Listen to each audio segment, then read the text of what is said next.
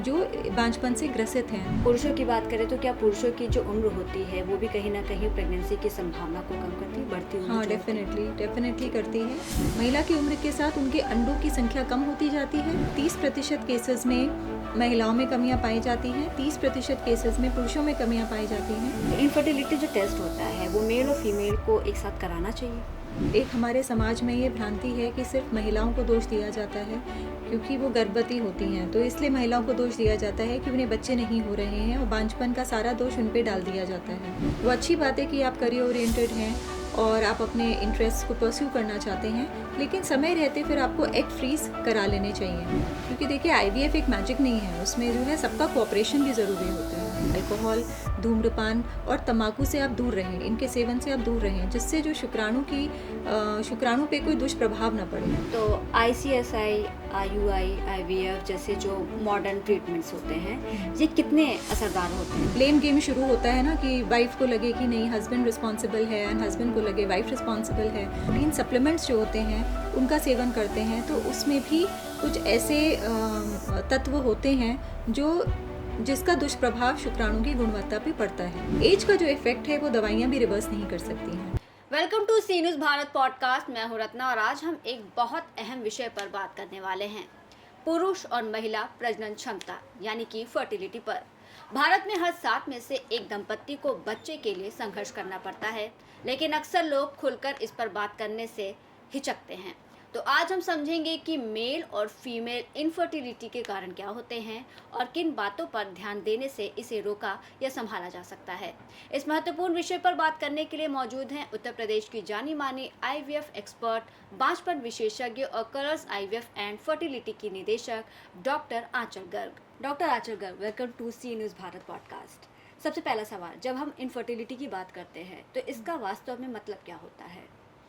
देखिए, सबसे पहले मैं सी न्यूज़ भारत को धन्यवाद देना चाहूँगी कि मुझे यहाँ पे आने का मौका मिला।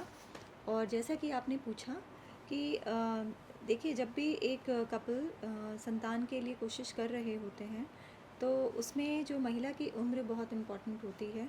और अगर महिला की उम्र 35 साल के नीचे है तो एक दंपत्ति 1 साल तक इंतज़ार कर सकते हैं और कोशिश कर सकते हैं, लेकिन 1 साल के उपरांत अगर वो संतानहीनता से फिर भी ग्रसित रहते हैं तो फिर वो उन्हें डॉक्टर की सलाह लेनी चाहिए, आईवीएफ स्पेशलिस्ट या फर्टिलिटी स्पेशलिस्ट के पास उन्हें जाना चाहिए। और अगर महिला की उम्र जो है 35 साल के ऊपर है तो फिर उन्हें सिर्फ 6 महीने का इंतज़ार, 6 महीने की कोशिश के बाद अगर उनकी कोशिश सफल नहीं होती है तो फिर उन्हें डॉक्टर की सलाह लेनी चाहिए। जी। महिलाओं में इनफर्टिलिटी, आजकल की जो महिलाएं हैं, क्या लगता है कि उनमें आम कारण क्या है इनफर्टिलिटी का? देखिए, महिलाओं में काफ़ी कारण हैं। पहले तो मैं बता दूं कि एक हमारे समाज में ये भ्रांति है कि सिर्फ महिलाओं को दोष दिया जाता है क्योंकि वो गर्भवती होती हैं, तो इसलिए महिलाओं को दोष दिया जाता है कि उन्हें बच्चे नहीं हो रहे हैं और बांझपन का सारा दोष उन पे डाल दिया जाता है। तो ये बात बिल्कुल सही नहीं है, क्योंकि 30% केसेस में महिलाओं में कमियां पाई जाती हैं, 30% केसेस में पुरुषों में कमियां पाई जाती हैं, 30% केसेस में दोनों में कमियां पाई जाती हैं और 10% केसेस ऐसे होते हैं जिनमें कोई भी कमी, जो भी टेस्ट होते हैं सब नॉर्मल होते हैं, दोनों महिला और पुरुष के, और वो फिर अनएक्सप्लेन्ड कैटेगरी की उसमें आ जाते हैं। तो उनको हम फिर आईयूआई और आईवीएफ की सलाह लेने के लिए बोलते हैं, क्योंकि दवाइयों से उनको सफलता नहीं मिलती है। जी। तो जैसा कि आपने कहा कि महिलाओं में जो कारण हैं वो गर्भाशय से, अंडकोश से और ट्यूब से जुड़े होते हैं। तो अगर गर्भाशय में रसौली है या एडेनोमायोसिस है या पॉलिप है तो फिर उनमें एक तरह से बांझपन की समस्या हो सकती है। दूसरा, अगर ट्यूब उनकी सूजी हुई है, ट्यूब में पानी भरा हुआ है, ट्यूब खराब हो चुकी है, ट्यूब बंद है, तो फिर अंडा और शुक्राणु के मिलने में दिक्कत होती है और महिला गर्भवती नहीं हो पाती हैं।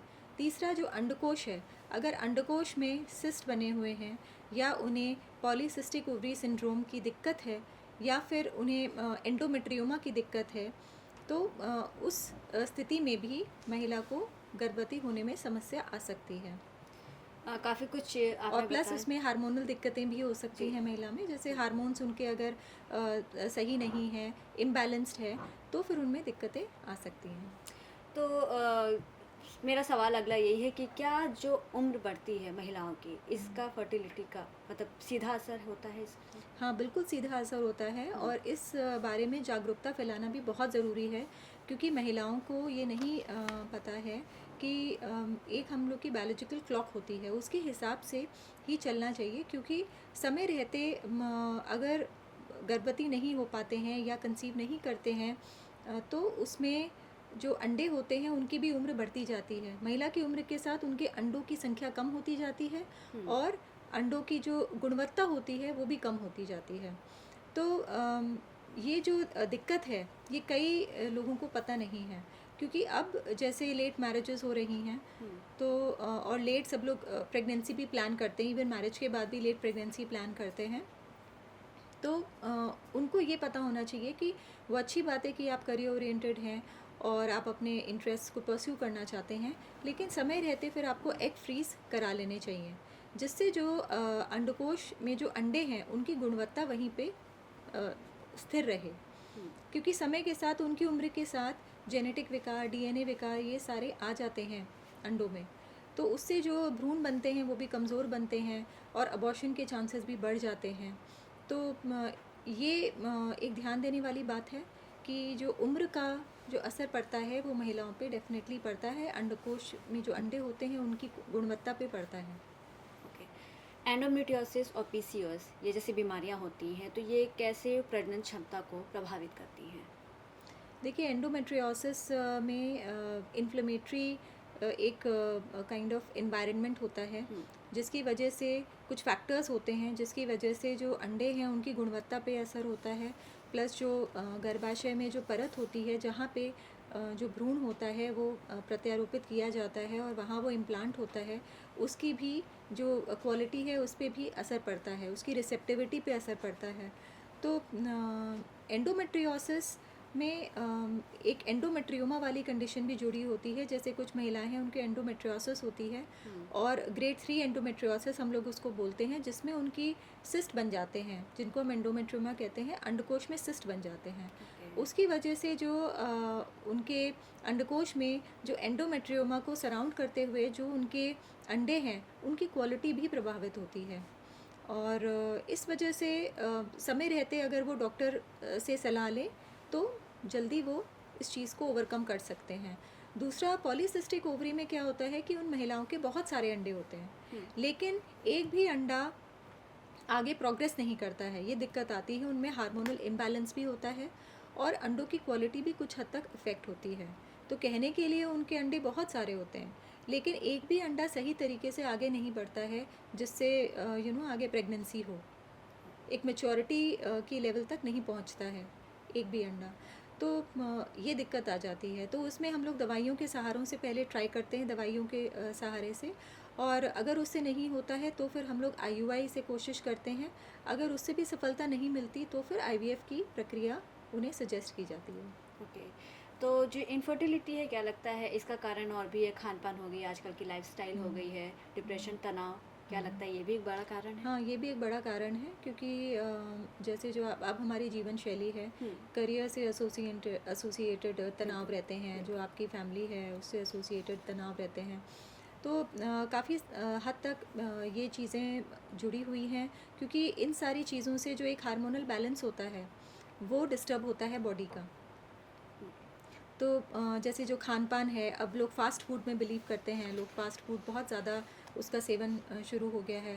प्लस जैसे धूम्रपान है और टबैको है, इन सब का सेवन भी बहुत हानिकारक होता है। अल्कोहल का सेवन हानिकारक होता है, हुँ। जो सेवन होता है वो हानिकारक होता है।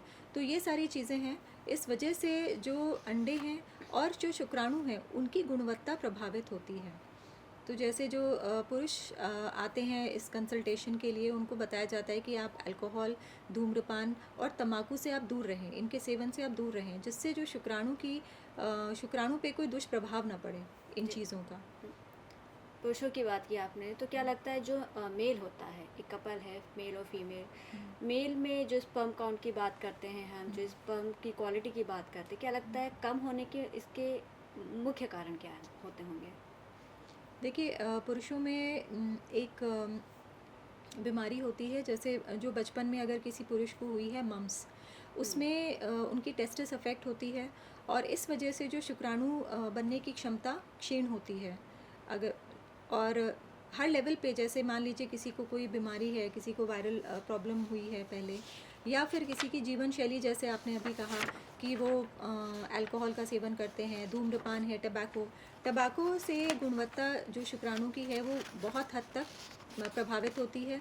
उसका उसके दुष्प्रभाव के कारण जो शुक्राणु हैं उनकी संख्या कम होती है, उनका जो स्ट्रक्चर है वो भी अफेक्ट होता है, उनकी बनावट अफेक्ट होती है, उनकी गतिशीलता भी अफेक्ट होती है। प्लस जैसे आजकल जिम जाने का जो एक प्रचलन शुरू हुआ है, तो कई पुरुष उसका जो पाउडर्स होते हैं, प्रोटीन पाउडर, प्रोटीन सप्लीमेंट्स जो होते हैं उनका सेवन करते हैं, तो उसमें भी कुछ ऐसे तत्व होते हैं जिसका दुष्प्रभाव शुक्राणु की गुणवत्ता पे पड़ता है। तो ये एनाबॉलिक स्टीरॉइड्स होते हैं और ये एनाबॉलिक स्टीरॉइड्स जो हैं ये शुक्राणु के लिए हार्मफुल होते हैं। तो इन सब चीज़ों के सेवन से दूर रहना चाहिए। मानसिक तनाव तो देखिए कुछ हद तक ही हम लोग बोल सकते हैं, बहुत इसको कम नहीं किया जा सकता, लेकिन जो खान पान है उनका वो सही होना चाहिए। एंड प्लस एक रेगुलर एक्सरसाइज तो अच्छी बात है, लेकिन एनाबॉलिक स्टेरॉइड के सेवन से वो दूर रहें। तो प्रोटीन्स एंड ऑल ये सारी हाँ। चीज़ों के बाद ओके। तो क्या लगता है कि अभी हमने महिलाओं की उम्र की बात की कि कैसे ये इम्पैक्ट करता है उनकी फर्टिलिटी पे। पुरुषों की बात करें तो क्या पुरुषों की जो उम्र होती है वो भी कहीं ना कहीं प्रेगनेंसी की संभावना को कम करती है, बढ़ती उम्र हाँ, जो होती है? डेफिनेटली करती है। उतना नहीं करती जितनी महिलाओं की जो उम्र है वो उनके अंडों की गुणवत्ता पे को प्रभावित करती है, लेकिन कुछ हद तक पुरुषों की भी उम्र उनके शुक्राणु की गुणवत्ता को प्रभावित करती है। इसीलिए समय रहते, वही देखिए बायोलॉजिकल क्लॉक जो है वो दोनों के लिए है। Exactly. तो समय रहते अगर आप नहीं कंसीव करना चाह रहे हैं तो आपको अपने शुक्राणु और जो अंडे हैं उनको फ्रीज करा लेना चाहिए, जिससे जब आप प्लान करें तो आपके जो अंडे हैं, शुक्राणु हैं, उनकी गुणवत्ता वहीं पे स्थिर रहे और अच्छी क्वालिटी के आपके गैमीट्स रहें। ओके। तो जो मेल होते हैं वो अपनी प्रजनन क्षमता को सही करने के लिए जो अपनी लाइफस्टाइल को अगर सुधारते हैं वो, तो अगर लाइफस्टाइल की बेसिस की बात करें कि आपने जैसे कहा खान पान सही होना चाहिए, कुछ ऐसे प्रोडक्ट्स है जो उन्हें कंज्यूम नहीं करना चाहिए, तो ये कैसे लाइक इसको और बेटर बना सकते हैं जो प्रजनन क्षमता की बात करें अगर पुरुष? जी। तो देखिए मेल इनफर्टिलिटी के लिए एक तो ये है कि जो भी जैसे जो खान पान की चीज़ें हैं, जो हानिकारक चीज़ें हैं उन्हें तो डेफिनेटली अवॉइड करना चाहिए। जैसे मैंने कहा अल्कोहल है और टबैको है, इन सब के सेवन से दूर रहना चाहिए। और दूसरी चीज़ है एक बैलेंस डाइट लेनी चाहिए, एक्सरसाइज रोज़ करनी चाहिए, बैलेंस डाइट लेनी चाहिए। और जो एज का इफ़ेक्ट है, समय रहते आपको ट्रीटमेंट कराना चाहिए, बिकॉज एज का जो इफ़ेक्ट है वो दवाइयाँ भी रिवर्स नहीं कर सकती हैं। हाँ। तो हम लोग भी जैसे पेशेंट्स आते हैं, उनके अगर कुछ गुणवत्ता अगर कॉम्प्रोमाइज़्ड होती है तो हम लोग उनको सप्लीमेंट्स लिखते हैं, जैसे एंटीऑक्सीडेंट्स हैं वो लिखते हैं, एंड मल्टीविटामिन्स हैं वो सब लिखते हैं। लेकिन ये भी कुछ हद तक ही काम कर सकते हैं। अगर बहुत ज़्यादा स्थिति ख़राब है तो उसमें कभी कभी ये भी काम नहीं करते, तब हम लोगों को उनको IUI या IVF सजेस्ट करना पड़ता है ओके पेशेंट्स को। जी। इनफर्टिलिटी को लेकर के इंडिया में क्या सोच है लोगों की, क्या गलत फहमियाँ हैं इनफर्टिलिटी को लेकर भारत में? देखिए सबसे पहली गलतफहमी तो यही है कि जो बांझपन है वो सिर्फ महिला की वजह से होती है या महिलाएं ही इसके लिए ज़िम्मेदार हैं।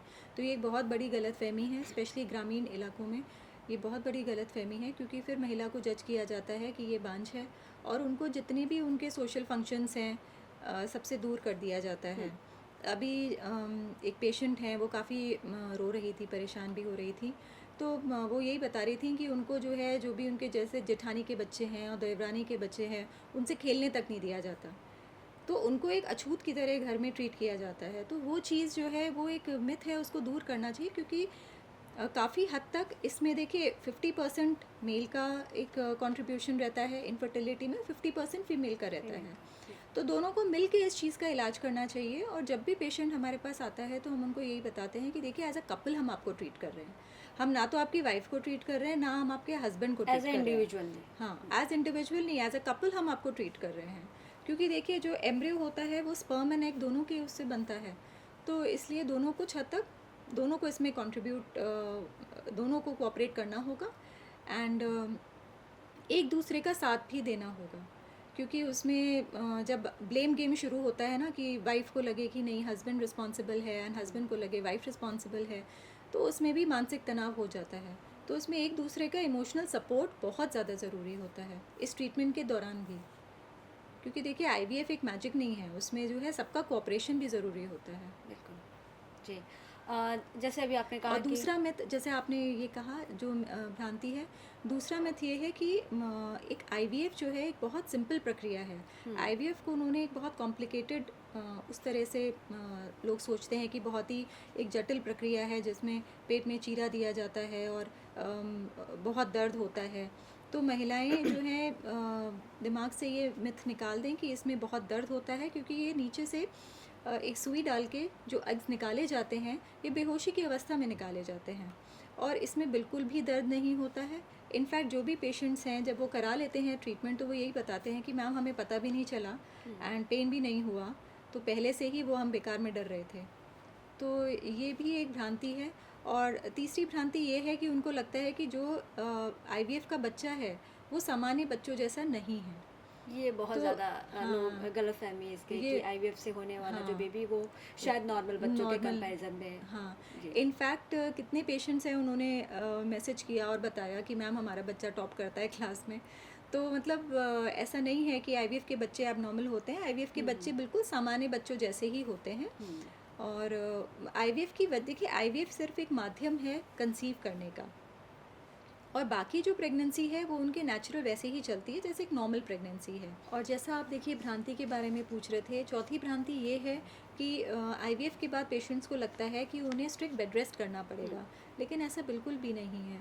देखिए आईवीएफ जो है सिर्फ एक माध्यम है कंसीव करने का। जो भी सावधानियाँ एक नॉर्मल प्रेगनेंसी में लेते हैं वही सावधानियाँ आईवीएफ प्रेगनेंसी में लेनी है। जैसे कि भारी वज़न नहीं उठाना है, भारी काम नहीं करना है, लेकिन ऑफिस आप जा सकते हैं, घर का काम आप कर सकते हैं। तो यही हम पेशेंट्स को समझाते हैं कि देखिए आप आईवीएफ करा रहे हैं, हम भी नहीं चाहते कि आप बेड पे लेटे लेटे आप मानसिक तनाव लेते रहें और आप सोचते रहें कि क्या होगा रिज़ल्ट एंड उस चीज़ के बारे में।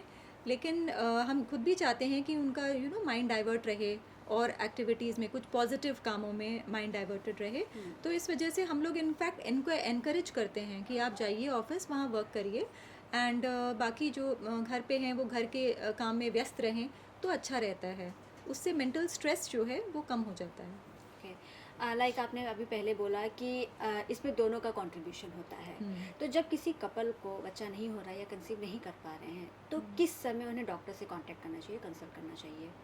देखिए शादी के बाद 1 साल तक जब आप कोशिश करते हैं और उसके बाद भी अगर संतानहीनता से ग्रसित रहते हैं तो आपको डॉक्टर की सलाह लेनी चाहिए।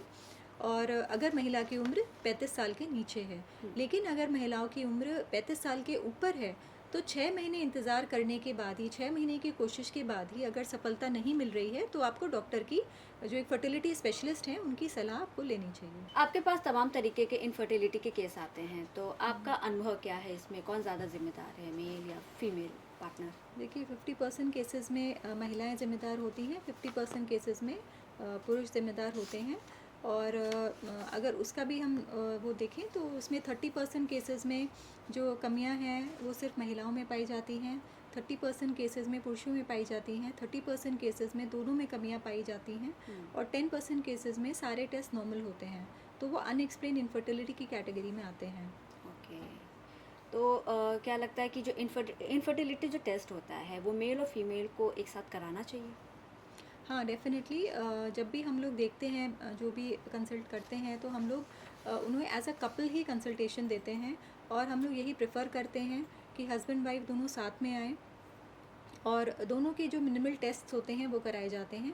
जैसे वाइफ के जो बेसिक टेस्ट होते हैं वो एक टीवीएस ट्रांसवेजाइनल स्कैन यानी कि अल्ट्रासाउंड, वो हम लोग करके देखते हैं, उनके यूट्रस को देखते हैं कि उनमें कोई फाइब्रॉइड तो नहीं है, पॉलिप तो नहीं है, एंडोमेट्रियोमा तो नहीं है, और अंडकोश में जो अंडे हैं वो कितने हैं, कम तो नहीं है, या पीसीओ तो नहीं है। और जो पुरुष होते हैं उनमें देखा जा उनके जो शुक्राणु है उसका टेस्ट होता है, उसके भी 3 पैरामीटर्स होते हैं, उसको देखा जाता है कि जो शुक्राणु हैं उनकी गतिशीलता कैसी है, उनकी संख्या कितनी है और उनकी बनावट कैसी है। तो तीनों चीज़ें हम लोग देखते हैं, काउंट, मोटिलिटी एंड मॉर्फोलॉजी। तो ये तीनों चीज़ें बहुत इम्पॉर्टेंट होती हैं। और प्लस जैसे ये सारी चीज़ें जब होती हैं तो हम लोग उनको एक टेस्ट होता है HSG, वो भी हम महिला को लिखते हैं, जिससे ट्यूब खुली हैं कि बंद हैं ये हम लोगों को पता चलता है। तो अगर ट्यूब खुली है तो हम लोग उनको दवाइयाँ देते हैं, उसके बाद अगर उससे नहीं होता है तो IUI किया जाता है। लेकिन अगर ट्यूब बंद है तो फिर हमको उनको IVF की सलाह देते हैं। और ये सारे जो टेस्ट होते हैं ये बेसिक टेस्ट होते हैं, इंपॉर्टेंट टेस्ट होते हैं। इसके अलावा कुछ हार्मोनल टेस्ट होते हैं, उनकी ज़रूरत अगर लगती है तो फिर वो करवाए जाते हैं। टेस्ट की बात की आपने, तो कौन कौन से ऐसे मेडिकल टेस्ट होते हैं जो ज़रूरी होते हैं कराने? मेडिकल टेस्ट वही जैसे मैंने बताया आपको, जो TVS है, ट्रांसवेजाइनल स्कैन, महिला के लिए ट्रांसवेजाइनल स्कैन है, जिससे उनके यूट्रस, ट्यूब्स और ओवरीज़ का पता चलता है। ट्यूब्स में अगर हाइड्रोसेल्पिंग्स है या कोई सूजन है तो उसका पता चलता है। यूट्रस में पॉलिप है, फाइब्रॉइड है, एडेनोमायोसिस है, इसका पता चलता है। और अंडकोश में PCOS है या अंडे की संख्या कितनी है, लो एग रिज़र्व है, वो सारी चीज़ें पता चलती हैं। और बाकी ट्यूब्स खुली हैं कि नहीं उसके लिए HSG हम लोग कराते हैं, हिस्टोसैल्पिंगोग्राफी महिलाओं का। और पुरुषों में जो है सीमेन एनालिसिस किया जाता है शुक्राणुओं की गुणवत्ता देखने के लिए। ओके। तो ये बेसिक टेस्ट हैं। और इसके अलावा जैसे मैंने बताया कि हार्मोनल टेस्ट भी कराए जाते हैं। हार्मोन्स में हम लोग जैसे LH, FSH जिनमें ज़रूरत है उनमें कराए जाते हैं। और बाकी एंटी मलेरियन हार्मोन AMH कराया जाता है। थायराइड बहुत एक इम्पॉर्टेंट हार्मोन है, उसका भी नॉर्मल होना बहुत ज़रूरी है। उसका तो इलाज भी बहुत सिंपल है, एक टैबलेट बस वो लेनी होती है, थायरोनॉम, और मॉनिटर करना होता है TSH लेवल को। और एक प्रोलैक्टिन हार्मोन है, उसका भी हम लोग टेस्ट करवाते हैं। और पुरुषों में हार्मोन टेस्ट की अगर ज़रूरत होती है तो फिर करवाए जाते हैं। ओके। तो ICSI, IUI, IVF जैसे जो मॉडर्न ट्रीटमेंट्स होते हैं, ये कितने असरदार होते हैं जो इनफर्टाइल कपल्स होते हैं, ये सारे देखिए अब ट्रीटमेंट्स? तो बहुत सफलता दर बहुत अच्छी हो गई है। इंट्रासाइटोप्लाज्मिक स्पर्म इंजेक्शन ICSI जो एक एडवांस टेक्निक है IVF की, इसकी सफलता दर तो बहुत ही अच्छी है। इतने साल हो गए हैं। और पहले जो सफलता दर थी वो अराउंड 20-30% थी। अब बहुत अच्छी सफलता दर हो गई है, 70-90% है सफलता दर। तो डेफिनेटली जो टेक्निक्स हैं, जितनी जो प्रक्रियाएं हैं, वो सब इम्प्रूव हुई हैं ओवर द टाइम। एंड इसलिए हम लोग पेशेंट्स को और एक कॉन्फिडेंस के साथ हम लोग सजेस्ट भी करते हैं कि इस तकनीक के लिए अगर आप जाएंगे तो आपको सफलता मिलने के बहुत अच्छे चांसेस हैं। तो क्या लगता है कि सिंपल लाइफस्टाइल चेंज से ये जो फर्टिलिटी होती है इसको काफ़ी हद तक इम्प्रूव किया जा सकता है? हाँ देखिए, कुछ हद तक जो यंग कपल्स हैं उनमें इम्प्रूव किया जा सकता है। जैसे आपका जो खान पान है, और रोज़मर्रा में जैसे जो एक्सरसाइज है, रोज़ आपको अराउंड 30-45 मिनट्स आपको एक्सरसाइज करनी चाहिए। और दूसरी चीज़ है, जैसे अगर आप जिम जा रहे हैं तो जो पाउडर्स होते हैं उसमें एनाबॉलिक स्टीरॉइड्स ना हो। तो एनाबॉलिक स्टीरॉइड से जो है शुक्राणु की गुणवत्ता पे दुष्प्रभाव पड़ता है। और हम लोग ये भी उनको बोलते हैं, जैसे एंटीऑक्सीडेंट्स हैं और मल्टीविटामिन्स हैं, ये वो लें, दोनों महिला और पुरुष। प्लस अपनी जीवन शैली में जैसे फ़ास्ट फूड हैं, इस चीज़ को कुछ हद तक अवॉइड करें। और जो भी जैसे एक पोषक तत्व होते हैं उनको लें। नट्स हैं, उनमें ओमेगा फैटी एसिड्स होते हैं, तो उन सब के सेवन से, एक हेल्दी डाइट से डेफिनेटली एक अच्छा असर पड़ता है। लेकिन जैसे मैंने कहा, डाइट एंड इन सब का एक लिमिटेड रोल है। एज जो है, जो चेंजेस, जो विकार एज की वजह से, एक बढ़ती उम्र की वजह से अंडे और शुक्राणु में आते हैं, उसको दवाइयाँ भी रिवर्स नहीं कर सकती हैं। तो समय रहते या तो एग फ्रीजिंग करवा लें, या फिर समय रहते कंसेप्शन बहुत इम्पॉर्टेंट है, कंसीव करना बहुत इम्पॉर्टेंट है। इम्पोर्टेंट हो जाता है वो एट लास्ट। बहुत कुछ आपने बताया है इस टॉपिक को लेकर के, क्योंकि बहुत लोग खुल के बात नहीं करते। एक आखिरी सवाल आपसे जाते जाते कि जो कपल्स इनफर्टिलिटी से जूझ रहे हैं उनके लिए आप क्या मैसेज देना चाहेंगी? देखिए, उन कपल्स के लिए जो बांझपन से ग्रसित हैं और जूझ रहे हैं, और डर की वजह से कि उनको जज किया जाएगा, वो किसी को अप्रोच भी नहीं कर रहे हैं, ना किसी को बता पा रहे हैं, उनको मैं यही कहना चाहूँगी कि आप लोग अकेले नहीं हैं। और बहुत सारे लोग हैं, मतलब पूरे विश्व में 15 से 20 मिलियन लोग हैं जो बांझपन से ग्रसित हैं। तो आप लोग अकेले नहीं हैं। और साहस करके जो है आप लोग आगे बढ़िए और डॉक्टर की सलाह लीजिए और बांझपन से जो है इसका इलाज करवा के संतान सुख की प्राप्ति करिए। बहुत और बहुत समाज को भी मैं यही बोलना चाहूँगी कि जो लोग जूझ रहे हैं इस चीज़ से तो उनको जज ना करें और उनके साथ रहें, और परिवारजनों को भी मैं बोलूँगी कि उनके साथ खड़े रहें और उनको साहस दें और प्रोत्साहन दें कि वो आगे अपना इलाज करा सकें। बहुत बहुत धन्यवाद आपका हमसे Thank बात you. करने के लिए इस पॉडकास्ट में। Thank you so much. Thank you. उम्मीद है आज के इस पॉडकास्ट से आपको इनफर्टिलिटी के बारे में तमाम महत्वपूर्ण जानकारी मिली होगी और बदली होगी आपकी भी सोच भी कि संतानोपति यानी बच्चा ना होने का जिम्मेदार सिर्फ महिला ही नहीं बल्कि पुरुष भी हो सकते हैं। तो जुड़े रहिए सी न्यूज़ भारत पॉडकास्ट के साथ, क्योंकि हम लाए हैं आपके लिए एकदम सटीक जानकारी, वो भी अलग अंदाज के साथ। नमस्कार।